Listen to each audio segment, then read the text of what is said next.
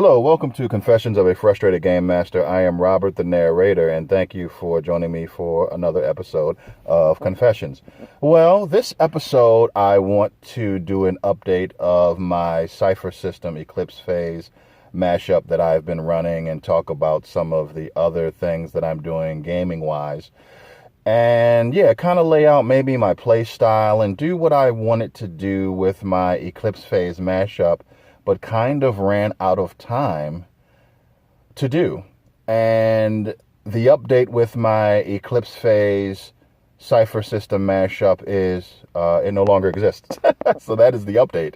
It no longer exists. We played for 8 or so weeks.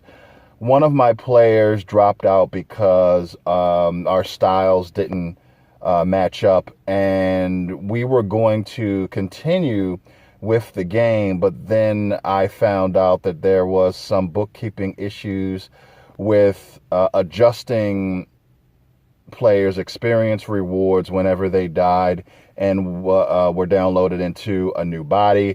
So that somehow took the energy out of me, and I decided to pitch another setting to my players.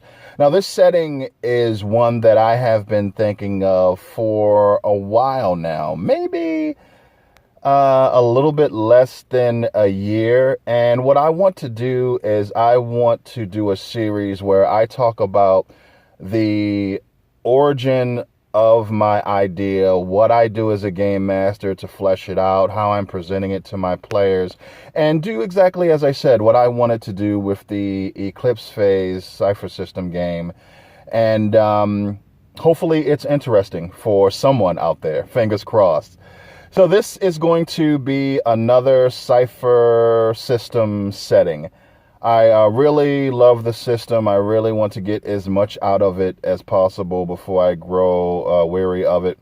And I came up with an idea that I thought fit the Cypher system perfectly, as I said, a little bit less than a year ago. I was sitting around, and for some reason, I just thought to myself, wouldn't it be cool if there were a fantasy setting in which all of the player characters played vampires, and one of the, I guess, conceits of the setting is that a vampire in that world, when they feed on a fantasy creature, they temporarily get that creature's magical abilities. And it was weird, but sounded cool to me at the same time. I'm a pretty weird guy, I guess, but the thought came to me and it sounded cool. And I thought to myself, wow, that would be awesome. And I immediately thought of the Cypher system because the game's namesake, Cyphers, a mechanic in the game, and ciphers are basically one-use items, special items that characters can receive, and it's based on the setting. For instance, in the post-apocalyptic sci-fi setting of Numenera, ciphers are pieces of cobbled together technology that have one use that the players find or build themselves, and they're things like energy ray emitters, force field projectors, instantaneous tents that just build themselves, or instantaneous shelters. And they're one use and they're gone. And I thought that they would be perfect for my setting, because I could imagine the players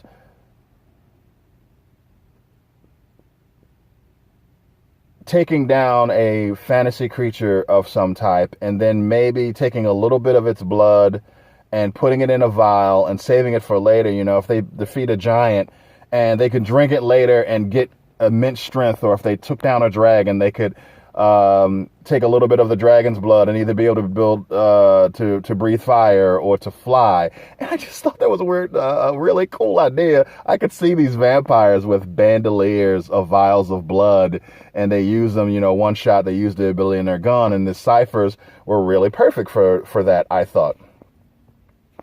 So that's pretty much where the idea ended, because I wasn't currently with a group and I wasn't running anything. And I also didn't have a complete setting. But when I started running a Cypher system and I was back together with the guys, I always thought to myself, hey, maybe this would happen. And I had some free time, so I thought I'd flesh the idea out because I didn't have a setting. So what I decided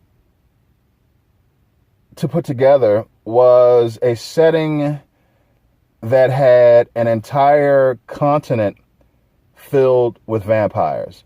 As a matter of fact, I came up with 10 different tribes of vampires, and for some reason the title Vampire Nation came up to me. I don't know. That's nothing official. I've never said it to the players or anything, and I don't know if that is a thing. But Vampire Nations came to me, and I envisioned, a continent with 10 vampire tribes who exist under what they call the Ebon Sun. There are other continents in the world, but on this vampire continent,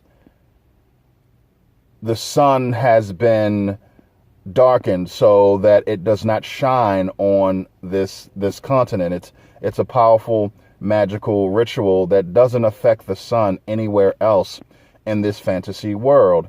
And one day, humans come by ship to the continent and begin to attack the vampire tribes. And the humans have very powerful magic. They are winning and devastating the vampire tribes. The vampire tribes win some victories, but it's just an inevitability that they are going to be completely wiped out. So as a last-ditch effort, the vampire tribes use a powerful ritual to open a portal to a pocket dimension, a sunless, lifeless realm called the Evernight.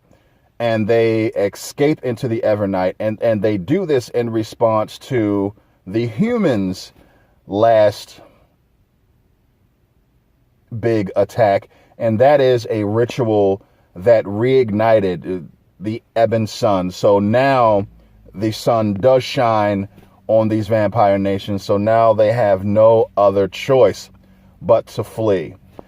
And the survivors of the attack flee to this sunless, lifeless realm called the Evernight, and they seal the portal behind them, and now they are in this realm with whatever sustenance that they could take with them, and they have very limited time. They find out that there exists an artifact which I'm calling the Helm of Evernight, and it's basically the MacGuffin. They have the ability to send small parties back into their home world with protection from the reignited Ebon Sun, and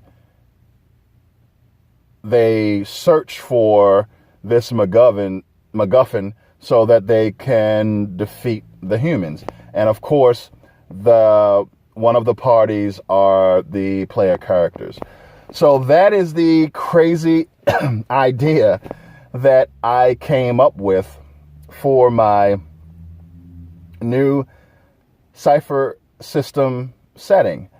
And I want to later talk about the different tribes, some of the ideas. I am actually letting the players make a lot of decisions because I haven't been working on this setting long, so there is a lot of material that I haven't fleshed out, and I'm leaving it to the players to do so. And I think a lot of my players really like that idea because they are definitely play to create. They like to have a say in the world. They like to have a bunch of agency and a bunch of collaboration.